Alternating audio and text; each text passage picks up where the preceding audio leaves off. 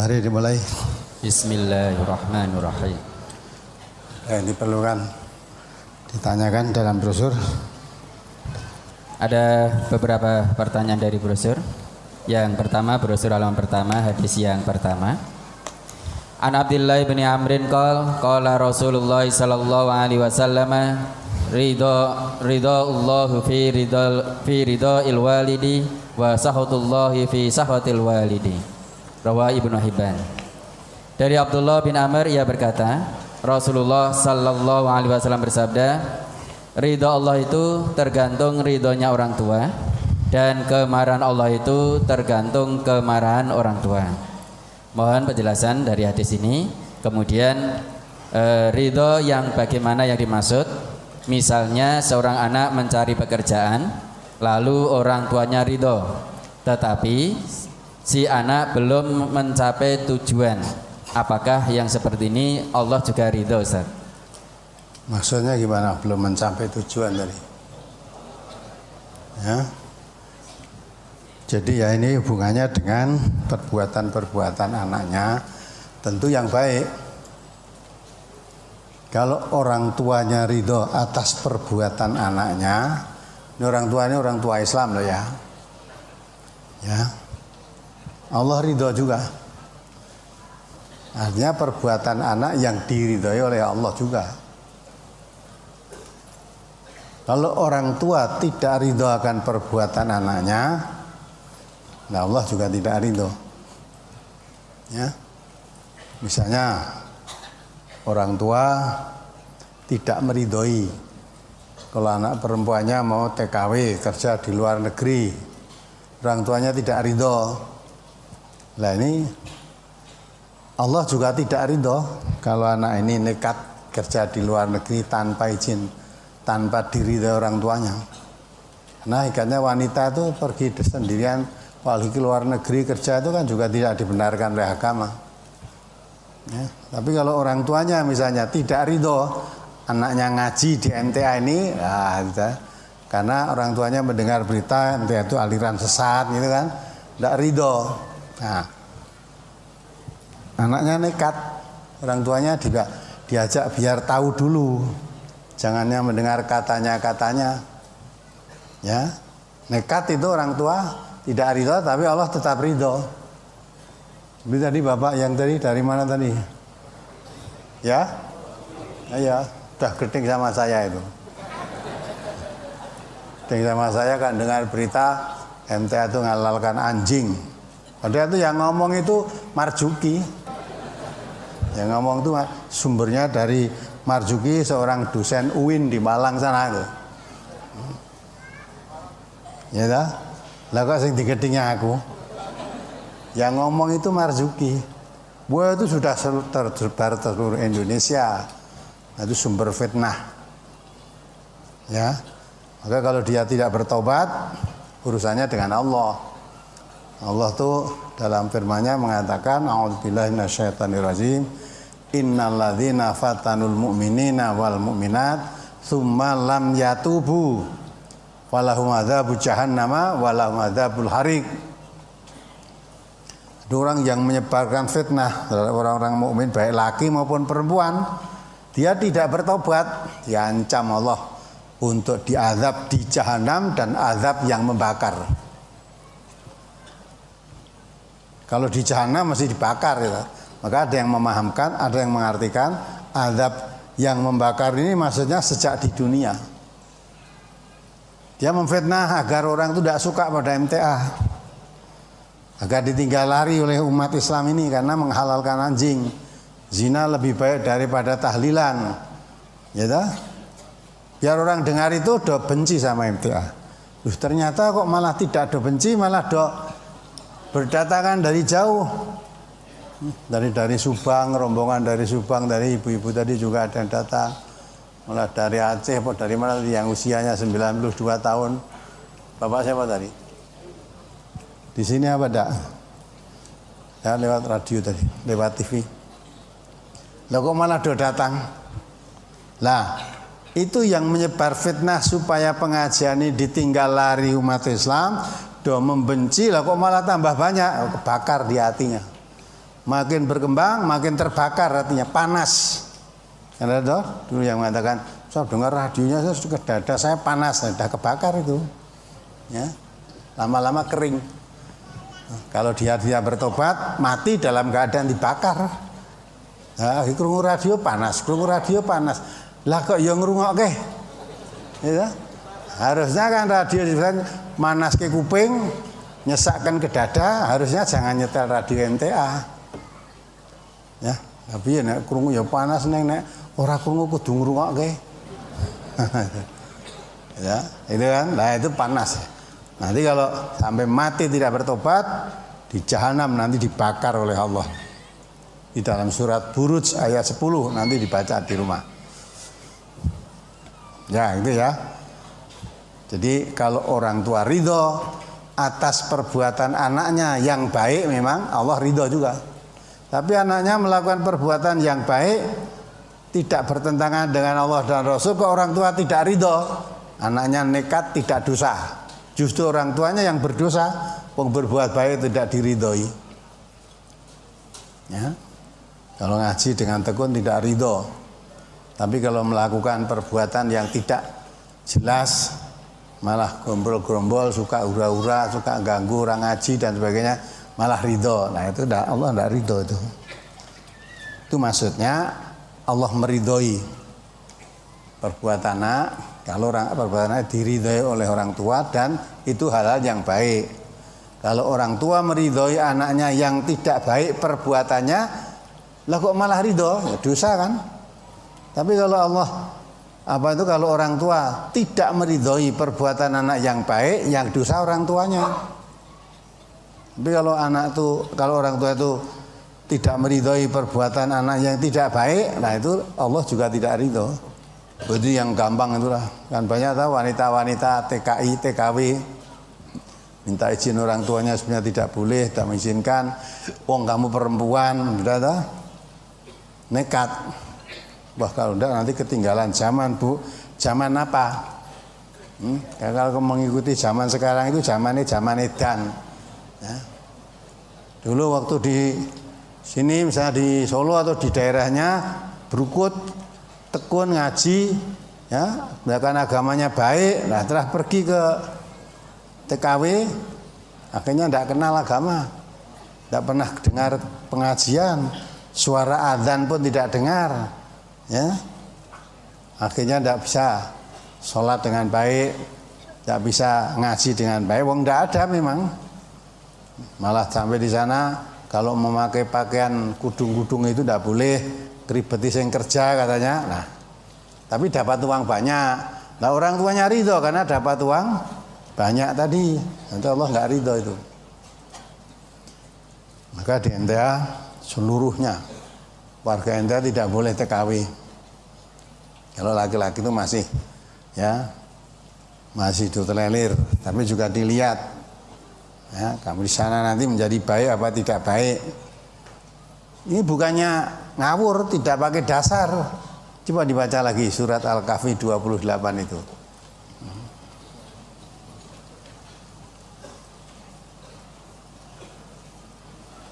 Surat Al-Kahfi surat ke-18 ayat 28. A'udzu billahi minasyaitonir rajim. Wasbir nafsaka ma'al ladzina yad'una rabbahum bil ghadati wal 'ashyi yuriduna wajhahu wa la ta'du 'ainaka 'anhum turidu zinatal hayatid dunya wa la tuti' man aghfalna qalbahu an dzikrina wattaba'a hawahu wa kana amruhu furuta. Dan bersabarlah engkau Muhammad beserta orang yang menyeru Tuhannya pada pagi dan senja hari dengan mengharap keridhoannya. Dan janganlah kedua matamu berpaling dari mereka karena mengharapkan perhiasan kehidupan dunia. Dan janganlah engkau mengikuti orang yang hatinya telah kami lalaikan dari mengingat kami, serta menuruti keinginannya dan keadaannya sudah melewati batas. Ya kan? Jangan matamu berpaling hanya tertarik dengan gebyarnya dunia. Terus kamu tinggalkan lingkungan yang baik-baik tadi. Ya. Kalau sudah arahnya matanya ini berpaling meninggalkan lingkungan yang baik, arahnya kepada dunia, akibatnya apa? Hatimu lupa mengingat Allah. Karena yang dipentingkan dunianya. Kalau sudah hatimu melupakan ingat kepada Allah, ya, akhirnya kamu mesti melampaui batas kebenaran. Yang dilarang oleh Allah pun kamu langgar. Tapi kalau kita ada lingkungan yang baik di tengah-tengah orang ngaji, tengah-tengah orang yang cinta pada agama, mendalami agama, kalau kita menyimpang tentu ditegur oleh yang lain. Tidak boleh, dan agama nggak boleh, dilarang oleh Allah, dilarang oleh Rasulullah. Mesti diingatkan kalau lingkungannya lingkungan yang baik. Ya. Tapi kalau sudah tidak kerasan, karena tertarik dengan gebiarnya dunia tadi, ya, kerja di Hong Kong apa kerja di mana itulah. Pulang kirim uang ke orang tuanya, tabungan, nanti pulang bikin rumah, ya, bikin apalah yang menyenangkan itu. Lah orang tuanya ridho, rumahnya jadi apik, ya, sepeda motornya jadi baru, tapi agamanya nggak terpikir. Sana sholatnya piye, ngajinya piye, terus bagaimana pendekatanmu kepada Allah, makin jauh atau makin lupa. Tapi untung banyak, hartanya banyak, tapi jelas kerugiannya lebih besar. Ya. Maka Allah merintahkan supaya sabar, berkumpul dengan orang-orang yang baik.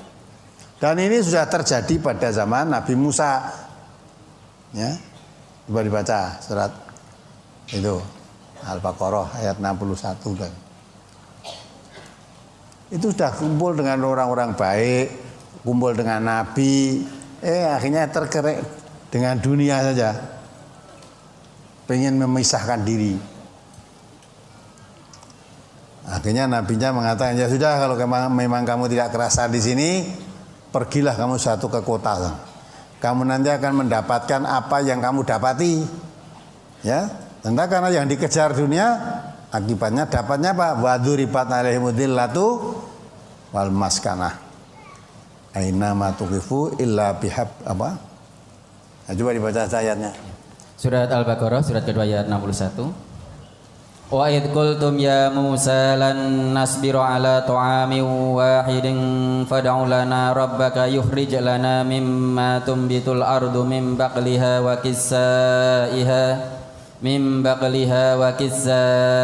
wa fumiha wa adasiha wa basaliha qala atastabdiluna alladhi huwa adna billadhi huwa khair ihbitu misran fa inna lakum ma sa'altum wa duribat alaihimudz zillatu wal maskanatu wa ba'u bighadabin minallah dzalika bi annahum kanu yakfuruna bi ayatillahi wa yaqtuluna an-nabiyyina bighairil haqq dzalika bima asaw wa kanu ya'tadun. Nah, inilah artian coba. Dan ingatlah ketika kamu berkata, wahai Musa, kami tidak tahan hanya makan dengan satu macam makanan saja. Maka mohonkanlah kepada Tuhanmu untuk kami, agar Dia memberi kami apa yang ditumbuhkan bumi seperti sayur mayur, mentimun, bawang putih, kacang adas, dan bawang merah. Dia, Musa menjawab, apakah kamu meminta sesuatu yang buruk sebagai ganti dari sesuatu yang baik? Pergilah ke suatu kota, pasti kamu akan memperoleh apa yang kamu minta. Kemudian mereka ditimpa kenistaan dan kemiskinan, dan mereka kembali mendapat kemurkaan dari Allah. Hal itu terjadi karena mereka mengingkari ayat-ayat Allah dan membunuh para nabi tanpa hak atau alasan yang benar. Yang demikian itu karena mereka durhaka dan melampaui batas. Ya, ini peristiwa pada zaman Nabi Musa. Ya, umatnya tinggal di suatu tempat bersama Nabi Musa, bersama sahabat-sahabat Nabi yang setia. Artinya kalau hidup tinggal bersama Nabi dan sahabat-sahabat Nabi yang setia, orang-orang yang beriman, maksudnya itu kan hidup suatu kebahagiaan. Tidak Nabi, sehingga kalau dia melakukan perbuatan keliru mesti diluruskan oleh Nabi. Kalau salah ditegur, tidak ngerti jalan yang benar, dituntun ke jalan yang benar. Itu suatu kebahagiaan hidup yang luar biasa kalau hidup bersama nabinya itu. Ya. Bahwa tujuan hidup itu sebetulnya untuk apa? Kata Allah, Allah yang membuat manusia, Allah yang menuntun manusia, Allah yang mengarahkan tujuan hidup manusia ini. Tujuan hidup manusia itu cari bahagia hidup di mana? Di akhirat. Wabtaghi fi ma ataqallah daral akhirah. Cari bahagia hidup itu di akhirat. Sebab kalau di dunia ini bukan tempat kebahagiaan, tapi tempat permainan. Maka kalau kamu sudah mendapatkan kesenangan dunia ini, hakikat itu kesenangan yang menipu. Kesenangan sementara, mataun qalil, kesenangan yang sedikit sekali, mataul ghurur. Apapun wujudnya, kesenangan dunia itu suatu permainan saja. Artinya tidak bisa dipertahankan untuk selama-lamanya, wong bermain kok. Nah, kebahagiaan hidup yang sesungguhnya itu di akhirat, maka tempuhlah itu. Nah, ini ada orang yang hidup bersama-sama Nabi, bersama orang-orang yang beriman, tidak kerasan. Ya, dengan alasan yang dijadikan alasan makanannya kok cuma satu macam. Nah, itu hidup di suatu padang teh ya, diberi makanan oleh Allah manna dan salwa. Mana itu seperti ya, makanan burung puyuh lah itu mengenyangkan pokoknya. Mana itu embun ya, seperti embun. Itu untuk menghilangkan haus. Sedang salwa itu seperti burung puyuh itu, yaitu untuk makan. Jadi cukup untuk mengenyangkan, cukup untuk menahan dahaga. Artinya untuk hidup di suatu tempat itu bersama Nabi, bersama orang-orang yang beriman, sudah kecukupan. Tidak ada kekurangan apa-apa. Tapi kok makanannya hanya satu macam, tidak bermacam-macam, maka mintalah ya Musa kepada Tuhanmu, ya, suatu supaya menumbuhkan di bumi ini sayur mayur, mentimun, ya, kacang adas, bawang merah, bawang putih. Oh, sepele banget itu. Ya, tergebiar dunia. Nabi Musa mempunyai sifat, semua nabi lah punya sifat fatonah, cerdik orang. Oh itu toh. Maka Nabi mengatakan atas tabdiluna alladzi huwa adna billadzi huwa khair. Apakah kamu akan menukarkan sesuatu yang rendah itu kamu ambil, kamu buang sesuatu yang lebih baik. Kamu hidup bersama Nabi, lingkungan orang-orang yang beriman, ya, selalu dituntun ke jalan yang lurus. Kalau salah dibetulkan, lupa diingatkan, tidak kerasan kamu. Yang begininya akan kamu buang, ambil yang lebih rendah. Urusan dunia saja. Ya sudah, ihbitu misra, pergilah kamu ke kota. Fa innalakum ma sa'altum. Kamu nanti akan mendapatkan hakikat apa yang kamu minta. Maka apa yang diperoleh? Ya, di situ. Akhirnya yang didapatkan adalah waduribat alaihimudillatu wal maskanatu wa ba'u bi ghadabin minallah. Kamu akan mendapatkan suatu kehinaan dan kerendahan dan kemurkaan dari Allah. Murkaan dari Allah. Karena hidup bersama lingkungan yang baik kok nggak kerasan, malah sekedar buru dunia. Ya sudah.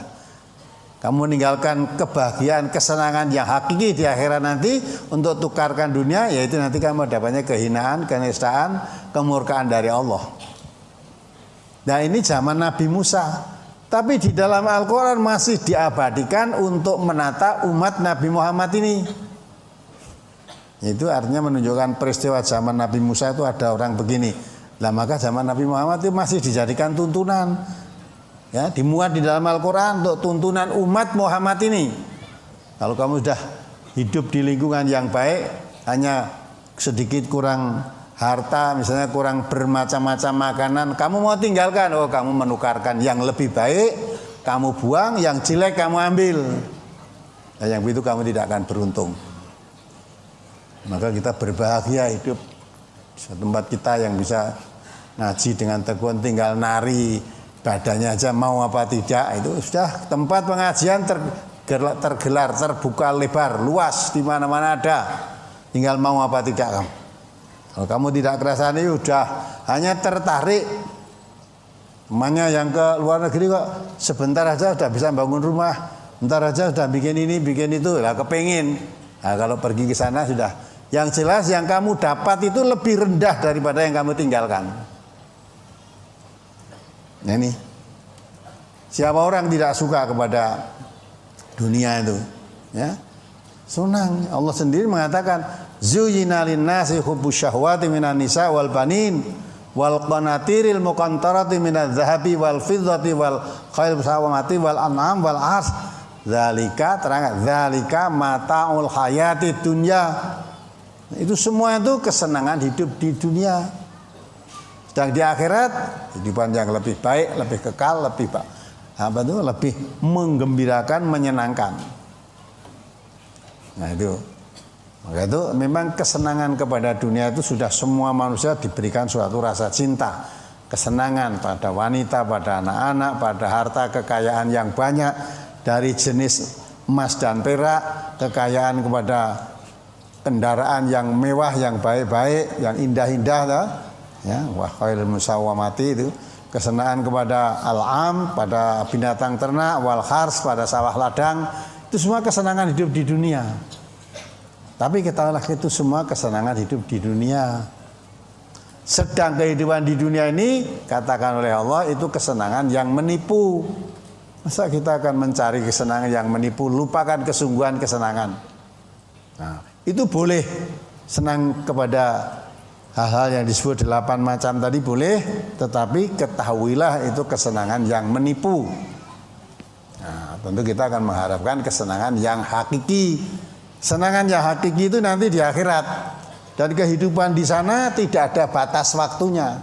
Kalau kesenangan di dunia kamu mempunyai apapun terbatas. Ya, terbatas. Tidak semuanya senang. Bahkan kadang-kala yang dulu saya senang sekarang udah tidak senang. Tidak senang sekarang. Kadang-kala sudah bosan. Memang dunia itu tempat permainan ya, ini wis kesel ya bosan sudah tinggal. Maka sering saya tanyakan, bapak-bapak, ibu-ibu selama ini hidup sampai 70 tahun, 50 tahun, coba direnung. Selama hidup ini yang paling disukai apa coba? Coba pikirin dewe-dewe coba. Giling-giling, karena mungkin lain-lain itu orang paling disenangi itu apa? Ketika kamu mendapatkan yang paling kamu senangi itu, dapat kamu nikmati berapa lama? Berapa lama coba? Yang nom-nom itu senangnya kayak dadi manten. Wah senang. Kamu bisa nikmati berapa lama? Ya, 1 tahun, 2 tahun udah bosan akhirnya cerai. Harus 1 tahun. Ya, apalagi beda motor wah baru dibelikan ngono kok omah dhisik-isik arep turu didelok-delok meneh ya iki dhisik wah bareng sudah 2 bulan 3 bulan ngelepi wis wegah ngresiki udah wegah udah bosan sudah ya kepengin sepeda motor yang besar kuwi saya ndelok wong numpak motor gede kok ketoke gagah temen padahal kamu cilik kaya temangsang ngono gua numpak motor gede tenan jualan sedirae watuk-watuk supaya kuat. Wah iki kudune banter, nek banter ora kuat ya. Nek ora banter ora penak, nek arep banter ning kota mbok nabraki apa. Gitu. Nah, udah gitu akhirnya bosan udah tinggal lagi. Maka itu dunia itu memang tempat membosankan. Kata Allah, mataul ghurur, kesenangan yang menipu. Maka jangan mencari bahagia di dunia. Cari kebahagiaan hidup di akhirat. Kalau ingin cari kebahagiaan hidup di akhirat, jangan tinggalkan lingkungan-lingkungan yang baik, yang membawa ke arah kehidupan akhirat. Ya.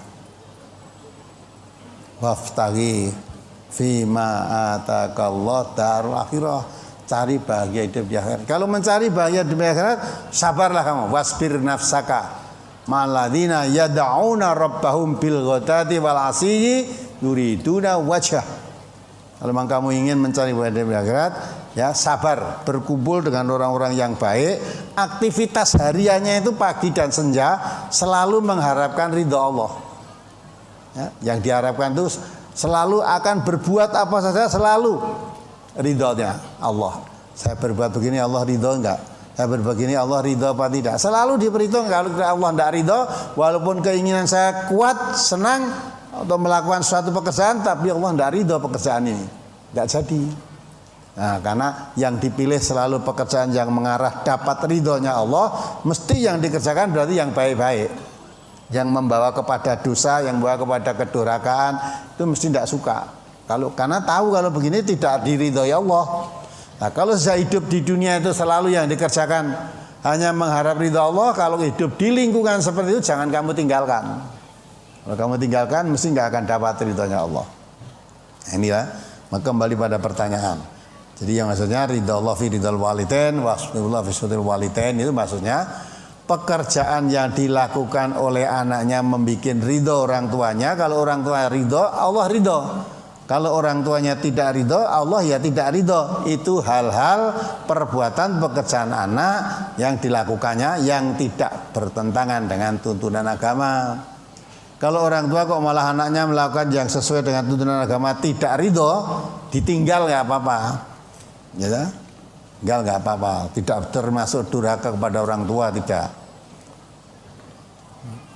Sebaliknya, kalau orang tua malah menuntun, mengajak, mengarahkan anaknya kepada jalan yang bertentangan dengan agama, jangan kamu ikuti. Maka dalam surat At-Taubah ayat 23 diingat kembali itu.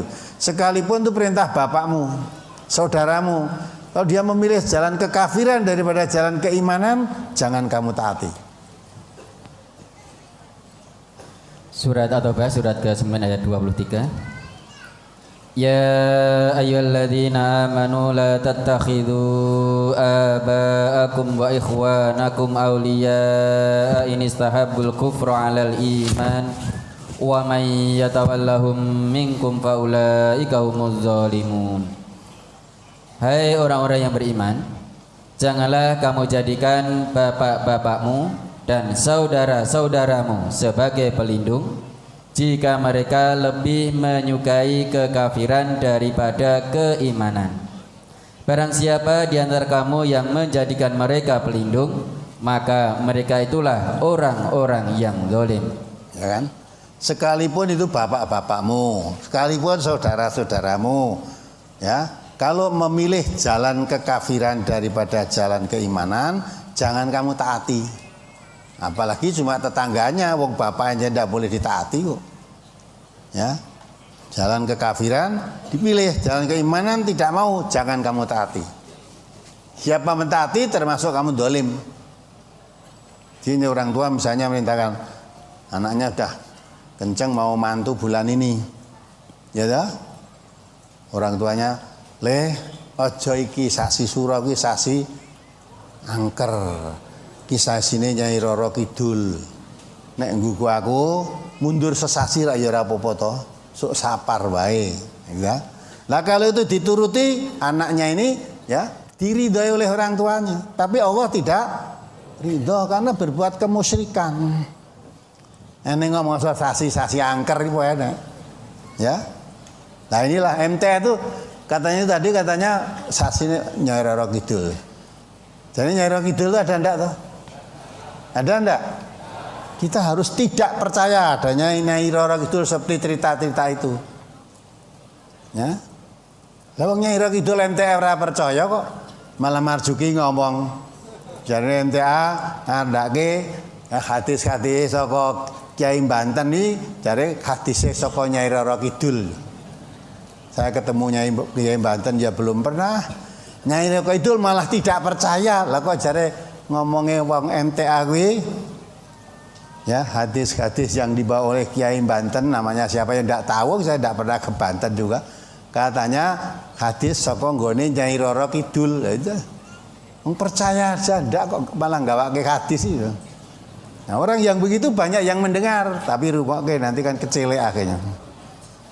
Ini bapak yang benci sama saya tadi mesti ya sudah dengar itu.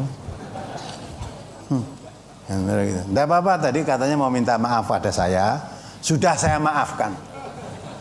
Tunggale banyak pak yang seperti itu, buting karo aku misuh-misuh barang, ya malah itu bencinya belum pernah ketemu, krungu suara. Maka kalau mengamalkan Islam nggak akan gitu. Kalau orang Islam itu Allah perintahkan In ja'akum fasikum binaba'in fatabayanu. Kalau kamu mendengar berita dari orang fasik membawa berita kepadamu, diuji kebenarannya. Diuji kebenarannya. Nah, itu kan orang fasik lah, yaitu diuji kebenarannya. Setelah kamu tahu berita itu benar apa tidak? Kalau beritanya tidak benar, berarti yang membawa itu orang fasik.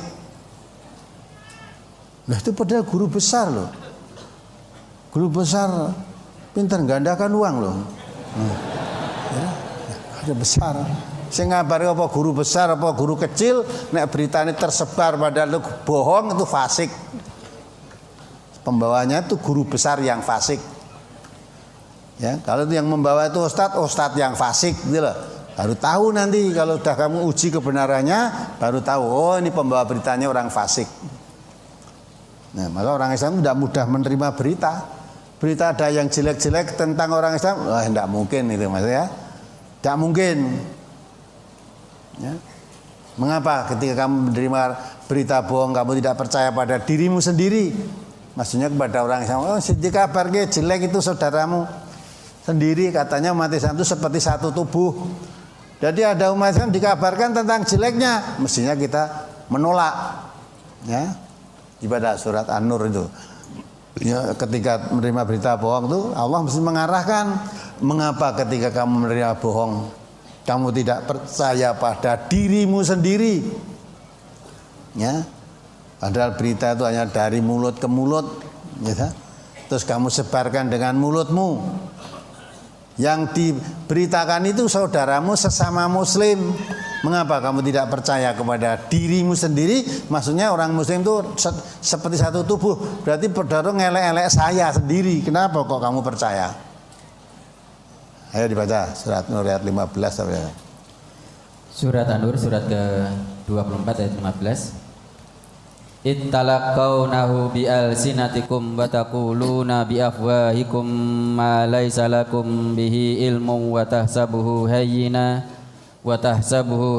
wa huwa indallahi 'azim. Walaula id sami'tumuhu qultum ma yakunu lana an natakallama bihadza subhanaka hadza buhtanun 'azim. Ya, jadi ayat 12 dan ayat 15 coba dibaca. Ingatlah ketika kamu menerima berita bohong itu dari mulut ke mulut, dan kamu katakan dengan mulutmu apa yang tidak kamu ketahui sedikitpun, dan kamu menganggapnya remeh, padahal dalam pandangan Allah itu soal besar. Ya, jadi ikut memberitakan berita yang sumber berita itu hanya dari mulut orang. Mulut orang mengatakan kepada orang juga yang mendengar berita tadi, mulutnya ikut bicara juga. Sampai kepada kamu mendengar dari mulut orang tadi, mulutmu ikut bicara juga. Padahal sebenarnya yang dibicarakan itu sama sekali kamu tidak tahu, tapi sudah ikut memberitakan. Seolah-olah mengerti, padahal sama sekali tidak tahu. Yang kamu perbuat begitu itu kamu rasakan wa tahsabunahu hayyinan, seolah itu sesuatu hal yang ringan, tidak apa-apalah mau ngomong itu, padahal wa huwa indallahi adzim. Ya, itu perkara penyebaran berita bohong yang kamu tidak tahu memberitakannya terus ikut memberitakan, padahal sesungguhnya tidak tahu. Itu di sisi Allah perkara yang besar. Perkara yang besar. Siapa banyak menyebarkan berita bohong akan banyak memikul dosanya. Maka seharusnya bagaimana kalau menerima berita itu? Dibaca ayat 12-nya. Ayat 16 dulu, Ustaz. Ya. Dan mengapa kamu tidak berkata ketika mendengarnya, tidak pantas bagi kami membicarakan ini. Maha suci Engkau, ini adalah kebohongan yang besar. Ya, ya. Jadi kalau orang datang membawa berita jeleknya sesama muslim, mestinya kita kalau orang muslim yang dijelek-jelekan ya orang muslim, mestinya jawabnya itu tidak pantas kamu bicara semacam itu, tidak pantas. Ya, tidak pantasnya di mana? Oh, itu kejelekan kok kamu ceritakan. Menurut Al-Quran kamu menceritakan jeleknya orang lain itu seperti kamu makan bangkai saudaramu yang sudah mati. Saudara yang sudah mati mestinya dikubur malah kamu makan. Ya, bangkainya kamu makan, kan jelek sekali itu. perumpamaan orang yang membicarakan jeleknya orang Islam yang lain itu seperti makan bangkai saudaranya yang sudah mati, dalam surat Al-Hujurat itu ya toh. Nah, itu saya tadi yang ayat 12. Laula id sami'tumuhu dhannal mu'minuna wal mu'minatu bi anfusihim khairan wa qalu hadza ifkum mubin. nah, gitu. Mengapa orang-orang mukmin dan mukminat tidak berbaik sangka terhadap diri mereka sendiri ketika kamu mendengar berita bohong itu dan berkata, ini adalah suatu berita bohong yang nyata. Nah, gitu kan? Mestinya gitu. Kabarkan berita kok langsung percaya. Sedang yang diberitakan itu pengajian majelis tafsir Al-Quran yang dikaji Quran dan Sunnah. Lah kok diberitakan begitu? Kalau kamu orang Muslim, kembali pada ayat ini, tidak mungkin ini, ya, tidak mungkin. Mestinya kamu menjawabnya waqalu hadza ifkum mubin. Oh, ini mesti berita bohong ini, tidak mungkin ini, gitu. Ini mesti berita bohong. Jadi kalau ada saudaranya memberitakan kejelekan orang Islam, pertama kali dalam hatinya ini mesti berita bohong. Ya. Tidak mungkin kalau itu berita betul, kok kamu membawa berita seperti itu? Kalau kamu orang Muslim, kewajibanmu tidak menyebarkan berita jelek. Kalau itu memang suatu kejelekan, kewajibanmu menutup. Terus kamu nasihati, kalau memang ajarannya itu salah atau keliru, kamu datang menasihati. Yang mengajarkan salah tadi, bukan malah sebagai dapat berita seolah-olah dapat suatu bahan untuk menjelek-jelekan. Maka yang menerima kabar tadi mestinya itu kata Allah tadi, mengapa kamu sami'tumuhu dhannal mu'minun walal mu'minat fa innahum bi annahum khairan wa qalu hadza ifkum mubin. Mengapa kamu tidak berprasangka baik terhadap dirimu sendiri? Yang diberitakan itu orang Muslim, kamu ya orang Muslim. Jadi orang Muslim sama Muslim itu satu tubuh, berarti itu dirimu sendiri. Dikabarkan jelek kok kamu tidak mengatakan, mengapa kamu tidak percaya pada dirimu sendiri? Kok malah kamu menanggapi berita bohong? Berarti tidak yakin, tidak percaya dengan dirimu sendiri. Nah mestinya kalau berita bohong orang Islam kabarkan kepada kamu, kamu juga orang Islam, tanggapannya pertama, oh ini mesti bohong ini, gitu loh. Jangan terus dipercaya, apalagi terus dipercaya ikut memberitakan juga. Nah, dari mulut ke mulut tadi, siapa paling banyak menyebarkan berita bohong itu paling banyak menanggung dosanya. Nah, kita memang orang ngaji itu mesti tahu kan, mengamalkan hasil kajinya. Kita harus belajar mengamalkan, jangan hanya ngaji mengetahui terus ya, untuk perbendaharaan ilmunya harus diamalkan. Seperti ibu-ibu kemarin waktu ada dari UIN, sama ibu-ibu isah gregetan ya. Dong ngadeg umpama itu tak tapuk ya. Nah, lah kenapa kamu begitu? Wong saya yang dikabarkan saja tidak apa-apa kok. Ya, saya yang dikabarkan jelek itu enggak, lo pantas marah kan saya. Mengapa ibu-ibu barang marah? Bapak-bapak juga malah bengok-bengok ngatung ke tangan barang.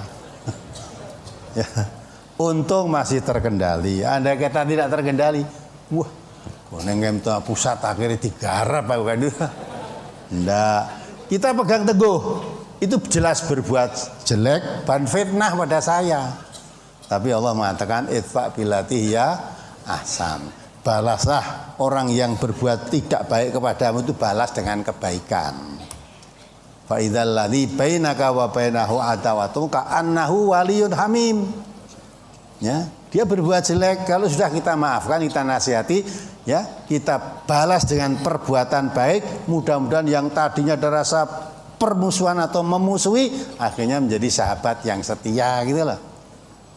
Nah, maka ya sudah kita bicarakan. Nyata tidak hanya ibu-ibu saja, ada yang mengikuti jauh dari pengajian ini, wah ikut gemerget juga. Nah, itu memang beritanya fitnah yang nyata fitnah. Ya fitnah itu masa bapak-bapak ibu-ibu dikabarkan kalau Ustadz istrinya lebih dari 4, ya toh? Kemudian saya mendapat istri itu warisan dari Ustadz Abdullah pendiri MTA. Salah satu istrinya diwariskan pada saya. Ya. Jadi istri saya itu selalu 4. Kalau saya punya keinginan mau nikah lagi dengan wanita, yang satu saya cerai, ya. Terus cerai diserahkan MTA kon ngopeni. Jangan sampai bekas istri saya kok terlantar bentuk PNI MTA, saya nikah lagi. Padahal dulu Iwan dulu, di Iwan.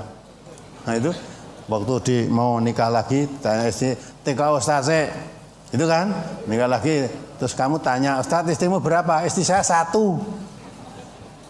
Masih ingat kamu, Wan? Jadi mau mengatakan istri saya 4 tuh dia ya mau 4. Loh, saya 1 itu bukan bohong, semua warga MTA tahu semua.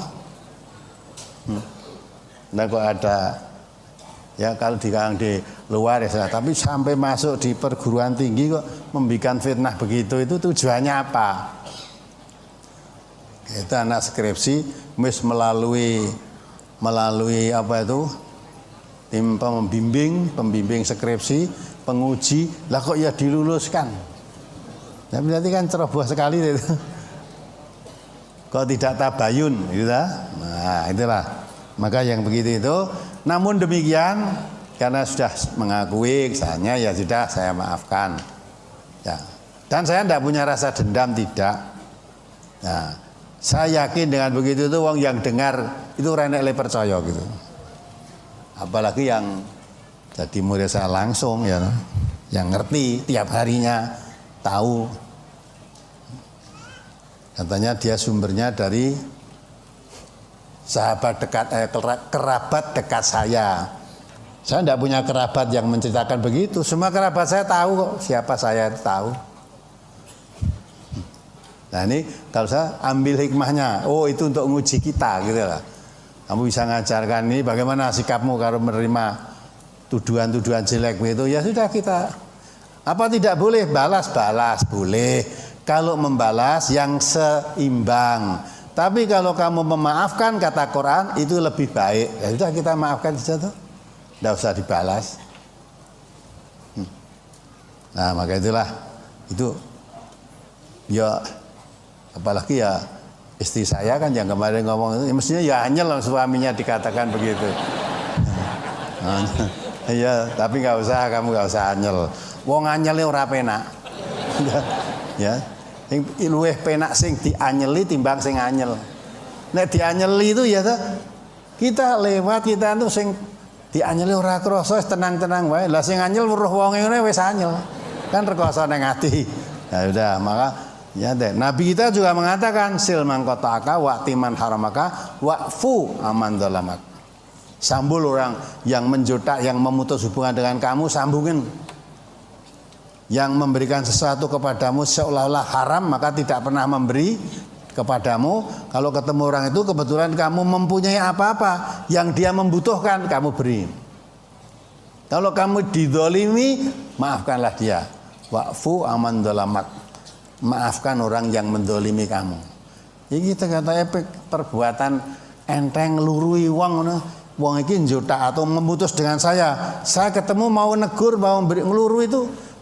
Kita kan mau ngomong, itu pekerjaan berat itu, berat, ya. Ketemu yang dianyeli apa ngelurui sih, tidak mau. Maka itulah amalkan dalam kehidupan kita, sehingga orang yang begitu itu akhirnya berpikir, kowe tak eleki kok malah kowe berbuat baik dengan aku, gitu. Lah perkara kamu merasa berbuat jelek, memfitnah saya itu urusanmu dengan Allah.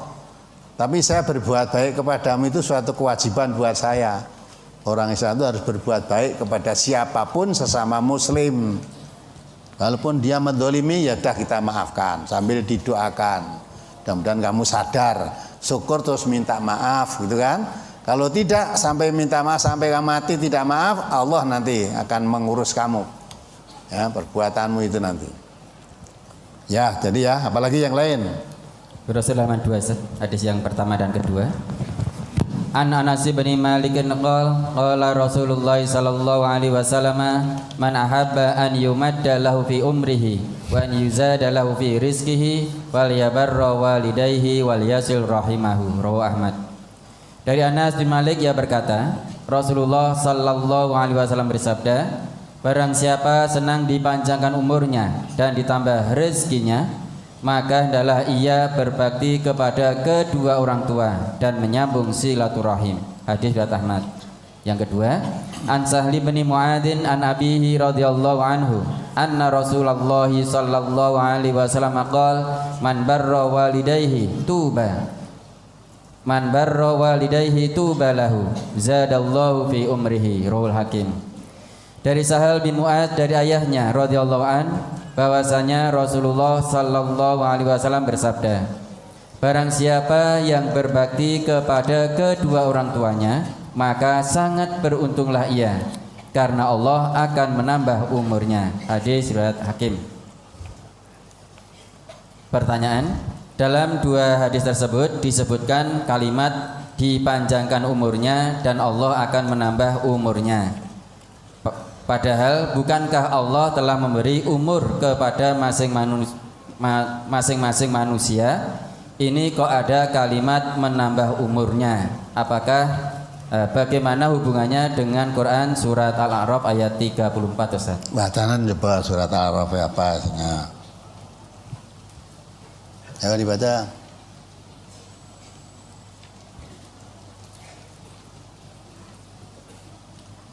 Surat Al-A'raf surat ke-34. Walikulli ummatin ajal fa idza jaa ajaluhum la yastakhiruna sa'atan wa la yastaqdimun. Dan setiap umat mempunyai ajal atau batas waktu. Apabila ajalnya tiba, mereka tidak dapat meminta penundaan atau percepatan sesaat pun. Nah, ini umumnya di dalam pemahaman umur takdir ini umumnya manusia, ya Allah tuh memberi batas manusia, umurmu sekian 60 tahun, ini 70 tahun, ini umurnya 5 bulan, ya itu umurnya. Jadi manusia tinggal menjalani, tidak bisa. Kalau Allah menentukan umurnya 50 tahun, kalau belum genep 50 tahun ya tidak akan mati. Walaupun sirahnya kepelindes jeep atau kepelindes truk, baru umur 49 kepelindes truk silai. Tulisannya di sana umur 50 ya jek urip so. Apa begitu? Kalau kita memahami ayat itu tidak batas umur, dibatasi maksudnya idza jaa ajaluhum la yastakhiruna sa'atan wa la yastaqdimun. Kalau memang saat ajal itu sudah sampai, memang tidak bisa maju, tidak bisa mundur. Ya, tidak bisa maju, tidak bisa mundur. Lalu saya tanya, saudara MTA seluruh Indonesia itu selalu mengadakan kegiatan donor darah.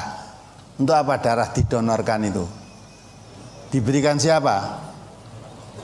Diberikan orang yang membutuhkan darah. Kok tidak ditambahi darah? Ben apa? Nomor usah tambahin nek urung umur swidak kurang darah ya tetap urip kan gitu. Apa begitu? Tidak, ya. Maka kita itu memahami takdir semacam itu, semua orang itu diberi batas. Kullu nafsin dha'iqatul, semua manusia bakal mati. Kapan matinya? Ya kalau sudah datang sebab kematian. Idza jaa ajaluhum. Kalau sebab kematian sudah sampai, maksudnya mesti mati, nggak bisa diundur. Ya kan? Tapi kalau sebab kematian belum sampai, ya masih bisa hidup. Semacam itu tadi, misalnya orang kurang darah, dokter ini kalau kekurangan darah bisa mati.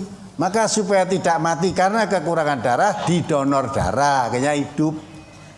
Maka donor darah itu bisa nyambung apa? Umur. Ya. Kalau sekiranya mbok sambungan nek wis takdire mati ya mati itu ta. Mbok wis ora ngene nang rumah sakit barang. Lara diobatke ben apa to? Ya. Lah ini ora diobatke iso mati lho sakit. Nek takdire mari ya mari, nek takdire Mati mbok obatono ya mati itu. Ya. Jadi maksudnya orang itu akan mati kalau sebab kematian sudah sampai. Sebab kematian antaranya ya kurang darah, sakit, tua, dalam hadisnya ada tak? Semua ya, semua penyakit itu ada obatnya. Maka kalau kamu sakit, berobatlah supaya tidak segera mati. Ya. Tapi perlu diketahui, satu penyakit yang tidak bisa diobati dengan cara apapun satu, yaitu apa? Tua. Kan wis tua mbok kowe minum anggur cap orang tua tambah tua. Ya ta? Tetap tua. Maka manusia andai kata tidak pernah sakit selamanya. Apa tidak mati? Mati. Ya, dimakan umur.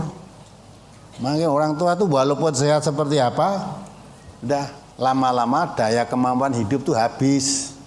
Nah kalau daya kemampuan hidup itu habis, matilah orang itu. Ya, mati. Nah, daya kemampuan hidup habisnya antara lain dimakan usia. Kemarin saya lihat pertandingan futsal MTA kemarin di Agen ya. Dulu ketika masih muda, sepak bola itu paribasannya jadi penyerang dari belakang, dari sini sampai kiper sana pelayan terus dari gelandang kuat. Tidak apa-apa.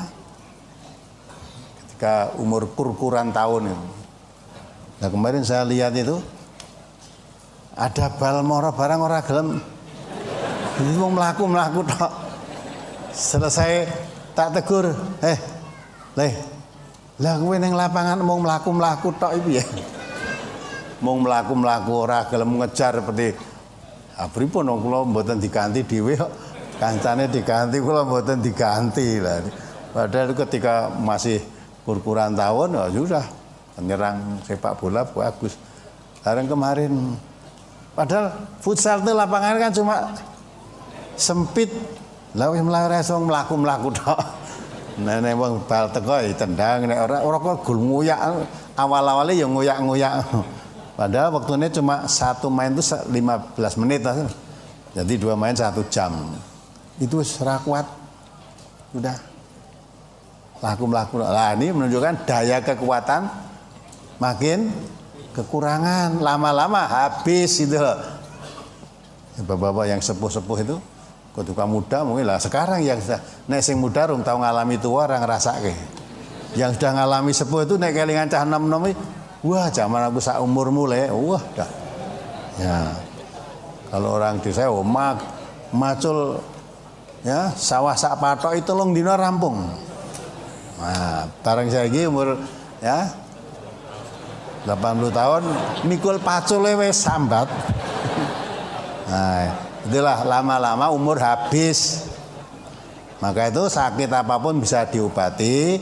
Yang tidak bisa diobati walaupun tidak sakit itu umur. Kalau sudah tua, wis mbok apa ego neng ndi wae ra iso.